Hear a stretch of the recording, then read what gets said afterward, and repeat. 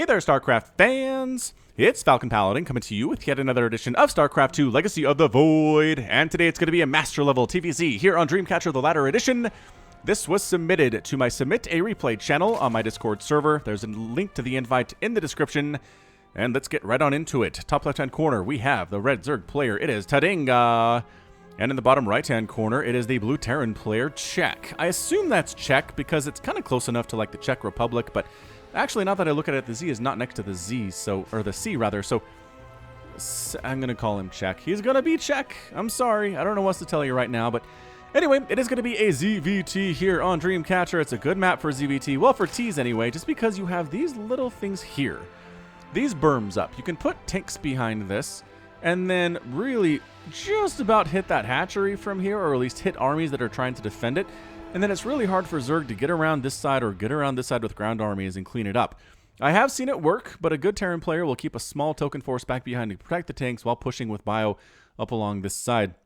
And I imagine we'll see that here today. There's just no reason not to do it here on Dreamcatcher. It's just a very, very good play for sure. Now, Marines and tanks are not going to be changed in the upcoming balance patch. However, Cyclones will. And as far as I've seen, StarCraft fans are pretty split on whether it's going to make the Cyclone better or worse. A lot of Terran plans are convinced it's going to be a worse unit. I don't know. I've heard the arguments both ways. I think there have been a lot of units over the past years where the public opinion about it, before it's been released, before it's been played on ladder, is whether it's good or it's bad. And then it actually gets onto ladder and people actually play it, and suddenly the opinion changes. It's like, oh, hold on, we were way, way off on this. So I'm going to reserve judgment until we see how it actually functions in the hands of the pros and in the hands of the lobies too. But yeah, new Cyclone coming soon. All right, so this Reaper's name is going to be you. Yeah, it's you watching this video. You have 2 pistols, a pocket full of combat drugs, and a jetpack you never really learned how to use. So, good luck. And you're heading out. It's you. Inside a Reaper suit with 2 guns. Have you ever held a gun before? 2 guns before? Probably not. I think on average, the average person has not held 2 guns before. Probably on average, the average person watching this hasn't even held 1 gun before. I mean, if I was like a hunting channel or an outdoorsy sportsman style thing, it'd be different, but he's going to get it nicely done. Wow, that drone went into a spore just at the very, very possibly last second here. Reaper does not get a kill, is robbed by the drone's ability to change into buildings, which how upset would you be if you were this Reaper? And you are this Reaper, by the way. How upset are you that you were killing a drone and suddenly it changed into a building and just totally stole your ability to get a kill with your newfound Reaper suit and guns? It's got to be frustrating. It's got to be frustrating as all get out. Anyway, this is a bonus level master game. I just figured I'd throw up here on a Saturday. It's going to be a good time to get some StarCraft on Saturday. I know it's been a while since you've seen it because it's been Brood War Saturday for so long. So those of you who do enjoy StarCraft 2 every day of the week, enjoy it. I'm really trying not to overwhelm you guys with videos, but I figure it's kind of 2 fan bases right now. It's kind of Brood War, and it's StarCraft, and StarCraft 2, and I think there's some overlap there. I think the Venn diagram of StarCraft 2 fans and Brood War fans does overlap to some extent. I'm one, obviously. So there are people who like all of it, but I think there are people who skip the Brood War entirely and a lot of people who skip the StarCraft 2 entirely. So I think I'm safe throwing up a StarCraft 2 video and a Brood War video on the same day. I don't think it should really vampire likes or views from the other one if I do this today. And I could be wrong. I don't know. We'll do some experimentation. Either way, look, it's you being chased by speedlings. What? The speedlings inexplicably chose to leave you alone. As a baneling nest is coming up from Tadanga and a 3rd base going in here too. So going to defend whatever's coming here out of Czech. And it is going to be, yep, Hellions. It's going to be Hellions. Good Marine count here though too. Actually, it's not going to be Hellions. I'm a liar. That reactor is going to go on the starport. It's going to be a double medevac Marine drop here. So nothing too nuts. Nothing too crazy about that. Actually throwing up his 2nd and his 3rd gases is Tadanga here. Is he expecting... He might be expecting some kind of a 2-base all-in here from Czech, just because, I mean, there's no 3rd base yet. Is there a 3rd base even being constructed inside the main? No, not quite yet here, but he wants to wait until he has the double medevac and the Marines pushing out. He's going to have stim on those Marines, which is really, really good. And still, just playing blind is Tadanga right now. He has no idea. He knows there's a natural, and that's literally it as far as structures go. So, Tadanga's 3rd base, just about to hatch up here. It is 44 to 38 Harvester. Tadanga needs to be careful not to drone up too hard because he needs to expect an attack at this point. If you're playing blind and Hellions haven't showed up yet, it's probably going to be this double medevac Marine drop. Now, in this situation, I've struggled defending this myself. But Spore Crawlers help here. Maybe a Spine would help in each mineral line, but that might be a little bit overboard. And check this out. It's a Spire on the way from Tadanga. He's going Ling Bling Muta, which is pretty good against Bio, assuming you can avoid letting your Mutalisks get wrecked by Widow Mines and Marines, which really will destroy them if allowed.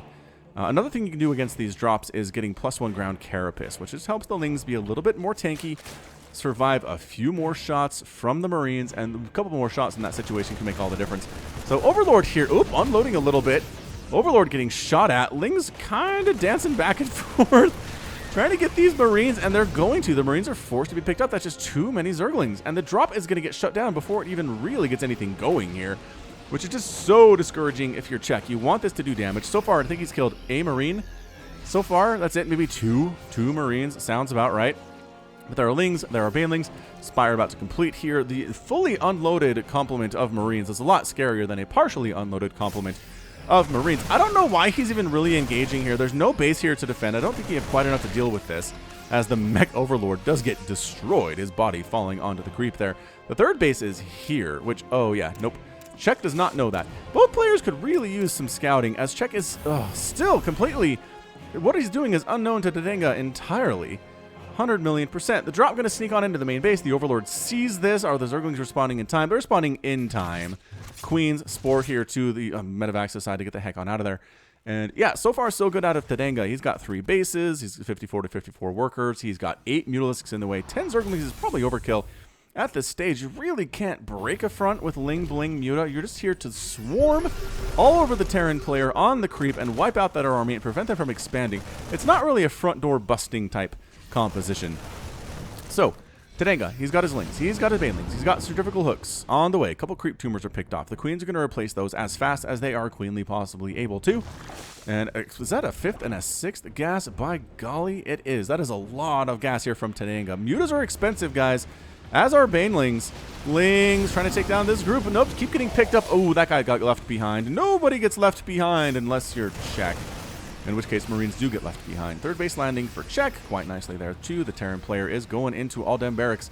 Yes, the correct response to Ling Bling Muta is definitely going to be Bio. Bio. Split against the Baneling hits. Trying to make sure your tanks aren't unprotected so the Mutas can't sweep in and kill them. This hurt injects for Tadanga are not that good. There's one. There's one. Oh, maybe I just wrong. I guess the Queens were spreading creep, and now they're coming back to inject. All right. I apologize for maligning you there. The creep injects. The creep injects. Injecting creep. The injects. Are they called just injects? Queen and egg injects? Anyway, Czech is pushing up here. He's working on his +2/+2 at the 8-minute mark, which is a hallmark of a good Terran player. Those upgrade timings are important. And do not engage off creep, Tadanga. Don't do it, man. Spread that creep all that you can. Be like Scarlet. Spread the creep so that it's insanely hard to deal with for the Terran player, and you will have a better time with your life. I can guarantee you that. Now, Czech's job is to kill as many tumors as he can, because, again, creep spread will make his life bad. But, man, the timing here for Tadanga has been pretty good. These tumors are getting thrown down fairly soon after they are ready to go. This queen running... Where are you going that you're so far away when you're injecting on these hatcheries? Infestation pit, double hatchery from Tadanga. I need to learn this. When I go Ling Bling Muta, I do have a hard time spending all of my larvae, or spending all my money with the larva available, and 2 hatcheries inside the main base. 2 additional hatcheries would help with that quite a bit. So learning stuff from the games that I am casting. If I'm ever going to be Masters one day, that's stuff I gotta learn. Gotta learn for sure. It is hard to get to Masters, you guys. It takes a lot of time. And right now, this channel and casting for WESG is taking all of my time. Family stuff, too, obviously. Happy Thanksgiving weekend for those of you who are Americans. Zerglings, Lings, Banelings, get on. If he comes onto the creep here, the Banelings are going to engage here. Oh, a lot of Banelings exploding on that Marauder, which is not good. Decent hits here, but great splits. Look at this by Czech. Splitting from all sides here. Making it happen, Cap'n. And pushing up and killing more creep tumors. Wow, that was fantastic out of Czech there.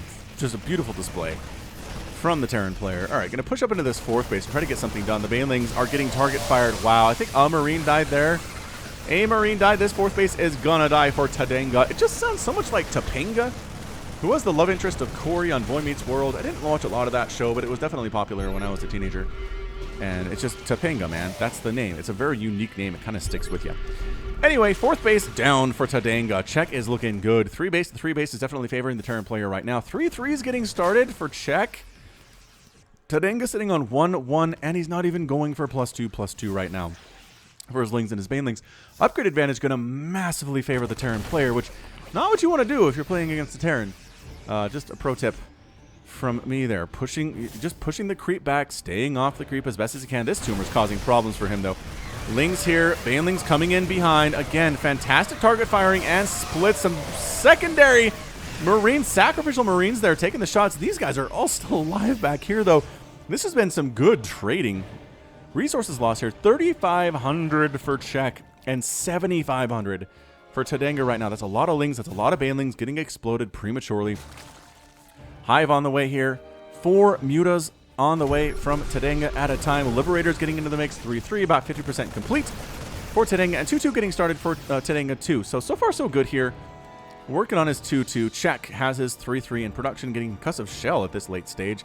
I mean, I guess it's fair. You really want that if you're going against Roach Ravager type style here, whereas if you have, or Ultralisks too. Not that Concussive Shell works against Ultras, but just Marauders in general do. But yeah, against Ling Baneling, so you slow a Zergling and then 50 more swarm your face. It's just not as good of an upgrade as it turns out. Also, the upgrade path is definitely favoring eventually seeing Ultras, which I am a big fan of. I like Ultras. They're probably my favorite unit in the game next to Zerglings. Ling Ultra, a pretty good strategy. Gold base, the top right here. Creep is spreading towards it. Gold base in... where the heck is that other gold base? Here it is. Creep is already here. So if Cezq wants to take himself a gold base, which he doesn't, he's got a 4th base at the 6 o'clock position. And not up here where these Lings are scouting. All right, information still okay. Tadanga has done no scouting. None whatsoever. And that lift on the wall was fantastic out of Cezq. These Lings are going to try to get out of here. Well, take a Marine with them. Nope. No Marine deaths allowed in that particular engagement. It is an Ultralisk Cavern on the way here from Tadanga. Working on upgrades for his Mutalisks, which is fantastic. He has +2 flyer attack. He's getting +1 flyer carapace too. And it's Liberators in production. It is Advanced Ballistics coming in here too, which means we're going to have Circle, Defender Mode Circles extending forever. The Liberators are pretty good against Mutas with their splash damage on their standard attack. So they can't be, I mean, doing the Defender Mode advantage, or Defender Mode ability, and be attacking air at the same time, but you know what I mean. It has some good utility either way. Killing some more creep tumors, and these guys are in trouble. Can they fit? Not everyone can fit in the medevac. That Marauder gets left behind and completely killed. This Marine wants these Banelings to explode on him, and they do. They accommodate his request quite nicely.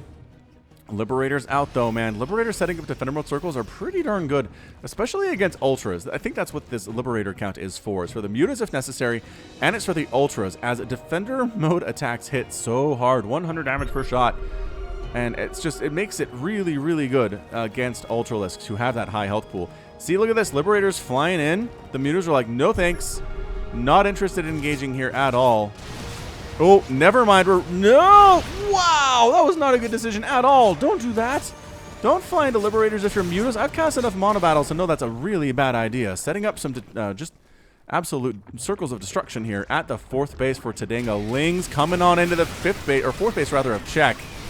If the Banelings could get this Planetary Fortress first, it'd be a pretty good spot. Spore Crawlers repositioning themselves to chase the Liberators away. The Liberators, where are the Mutas go? I think the Mutas are licking their wounds back up here. They do have Tissue Regeneration, which helps them regain their health very, very quickly. Ultralisk here.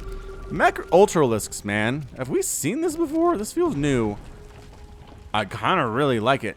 I really like all the mech skins in general, though. It's the one skin I'm considering buying ever in all of StarCraft 2. Some of the skins are neat, but mechs just, I was really skeptical of it, too.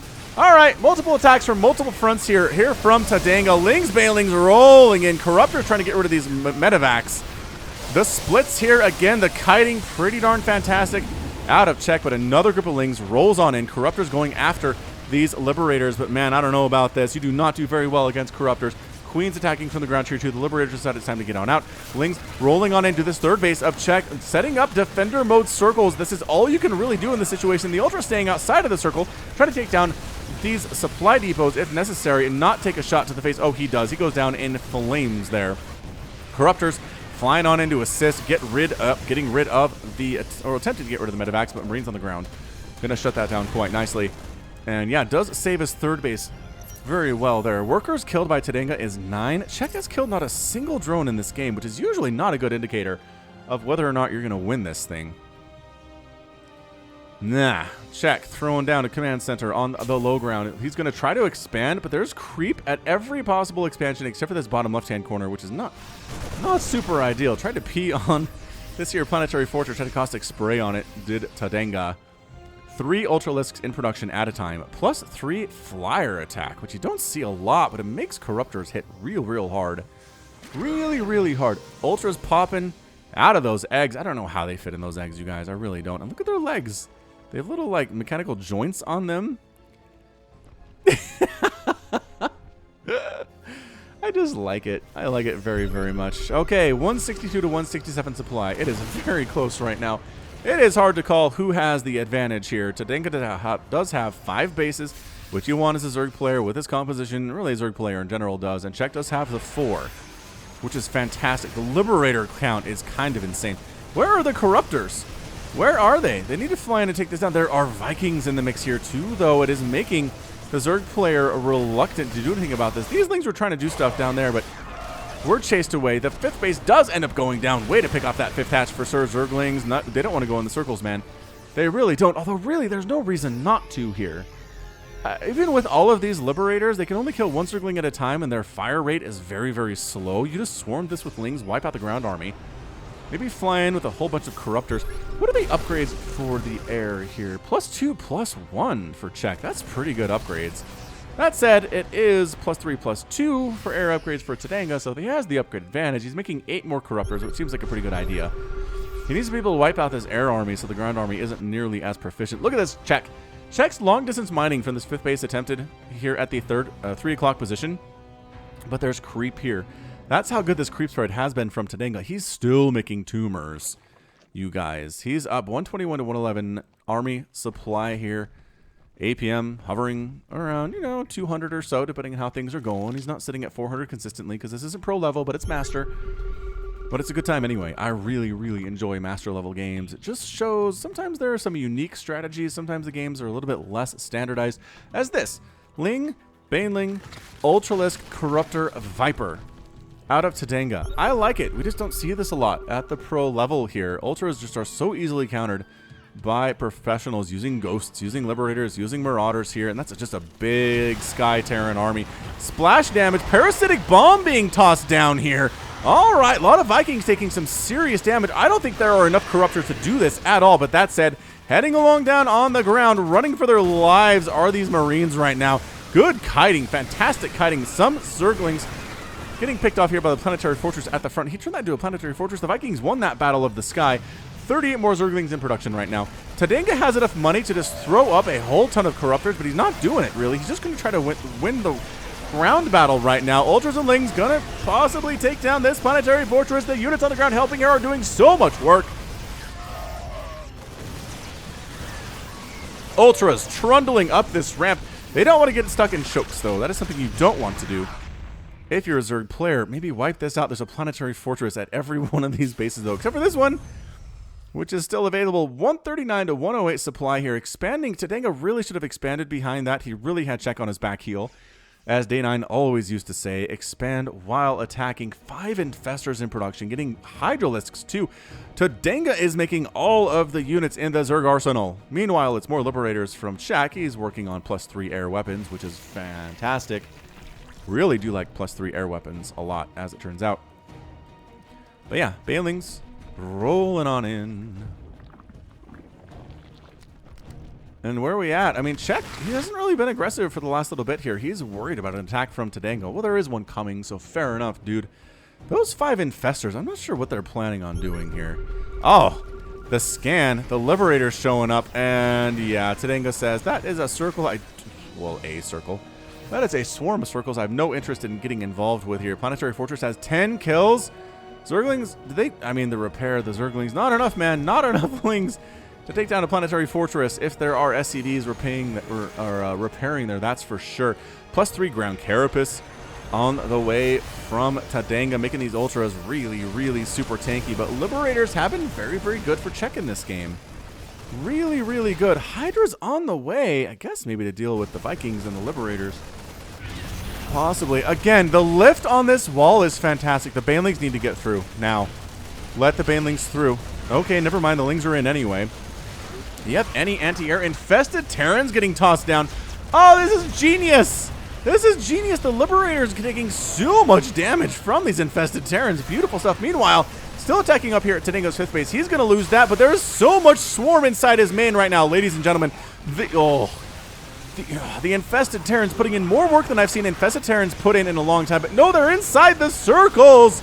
Oh, they're going to be absolutely taken down here. The Lings need to distract shots while the infested Terrans get shots off. They're landing Vikings to try to save his main base. The natural is down. The main base is on fire a little bit, but it is actually saved here by Cezq. And yes, Cezq does take down the 5th base of Tadanga. In the meantime, fleeing from this location is Tadanga. He's expanding to the gold base. I like that. That does get scanned.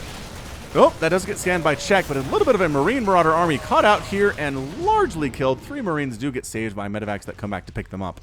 Creep spreading right with these Liberators overhead, which is hilarious. Ooh, Infestors. A fungal infested Terran combo. It'd be very, very energy intensive, I think, but... and maybe a little bit too slow, right? Man, the Liberator count is just crazy going on. It's making some more Corruptors here at Tadanga. He recognizes he needs to wipe out those Liberators if he's going to kill Cezq in any sense here. Base is up for Cezq. It's super happy. Honestly, 13 Banelings rolling through here and just gone. I mean, generally, I think it's officially 12, but let's just say 13 because, honestly, Planetary Fortress is going to kill a couple of those. Don't just do it with Lings, man. Make some Banelings. You have... okay, 99 gas. You have 99 gas, which is not a good number.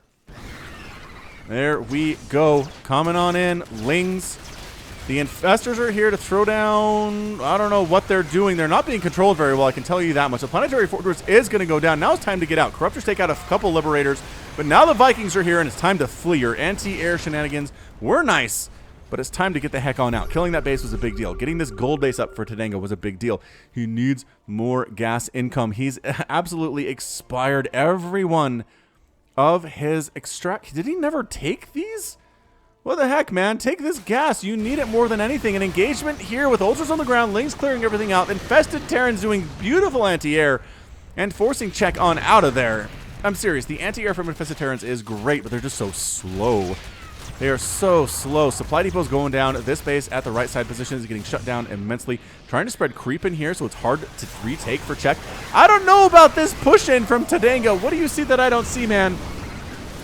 That's a lot of Liberators, man. Get out of there. That Ultralisk has 13 kills. He is very pleased with himself, but it's 130 to 109 supply right now. Transfusing the Ultralisk, trying to keep it alive. He needs to saturate these gases. I don't know why he hasn't taken these ones. Did he forget? Did he forget he has gas at this base? I mean, in fairness, this game has been loco. And keeping track of all this stuff is really, really hard, but the fact that he didn't have this gas taken, I think, is going to cost him a lot in this game. SCV is getting picked off all over the place. That was a pretty big pick off there. How many SCVs have died? 54, but who's pushing up into this gold-based location? But Marines and Marauders and landed Vikings. Drones running for their little droney lives. Their Ling's going to get in again. Going to kill these supply depots. Getting a supply block check. Close. Close, maybe. Lings need to get into where the circles are not. Here we go. This is interesting stuff. I mean, some of those Lings are just sacrificial. Marines and Marauders standing behind buildings is such a great decision, but these supply depots are double supply depots. Cezq's going to be supply blocked, you guys. He's going to be supply blocked. There it is. There's the supply block, severely so, but guess who's pushing in? Cezq. With Marauders, a handful of Marines, and Vikings onto the ground. Going to kill this base of Tadanga, which is entirely defunct. There's nothing here Tadanga cares about. Look at who's finally taking his gas. It's Tadanga at this 4th base location. Oh, dude, he's probably kicking himself for forgetting about that. That hurts. That hurts immensely. A Roach Warren on the way. I don't know what Roach is going to do for you here against these 3-3 Marauders, dude. Don't do that. Lings rolling in and trying to win against the Marauders and the Vikings. They are cracklings. Do they have the Adrenal Glands upgrade? They do, but it's not enough at all. Zergling's still killing stuff in the main base. It's 123 to 78 supply. Army supply is 90 to 34. Cezq should have this thing. Man, Tadanga's got roaches in production, but what are roaches going to do against liberators and marauders? It's a bit of a blunder here from the Zerg player, but he gave it his all, man. I know Caster Curse is real, but I just don't see him coming back. These roaches look nice. They have the mech skin. I like them very much, but their upgrades are not even very good. They only have +1 missile attack, and this marauder, okay, ready for this? Ready for this liberator marauder thing to just evaporate them? Yeah, that's it. There's your good game. Cezq is your winner in 25 minutes and 10 seconds. Tadanga gets the heck on out of there. See those roaches like instantly die? Did you see that? I saw it. I saw them instantly die. It was not a great choice. But regardless, what a great game. What a fantastic TVZ at this level of StarCraft 2. Good times had by all here. And yeah, just resources lost, 47,000 for Tadanga, 35,000 for Cezq. It was more cost efficient here for Cezq. He didn't lose as much stuff. He did better with his compositions. These liberators, man, how many kills? 3 kills, 7 kills, 12 kills, 1 kill, 5 kills, 3 kills, 14 kills on that liberator. Medevac count looking pretty nice here too at the end of the game with 4. Really don't need very many, but weird unorthodox strategy here from Cezq. Going Liberator, Viking, Marine, Marauder. That was pretty much it, right? With Medevac support there too. Didn't really make anything else. Didn't see any Hellions or Hellbats. Didn't see any tanks, really. Did he really not make tanks? He didn't make tanks, you guys. Huh. Well, it worked out. He had his front door busted down a couple times, but was able to rally back and clear it out, at least when it mattered. And he was able to kill a bunch of hatches here too. Coming back to this, Tadanga was gas starved there towards the end of the game. If he had this and that extra, 4,000 plus gas in his bank to use to make stuff there, it would have been a much, much different game. I can't believe he forgot about it. And he'll make sure to take his gas from now on, I can tell you that much. All right, that is going to be it from me. This has been Falcon Paladin coming at you with yet another edition of StarCraft 2 Legacy of the Void. Go ahead and hit that like button. Hit that subscribe if you like what you saw and what you heard today. You can also catch me on Twitter, Facebook, Patreon, and Twitch, all at /Falcon Paladin. And until next time, as always, thank you so much for watching, and you take care of yourself.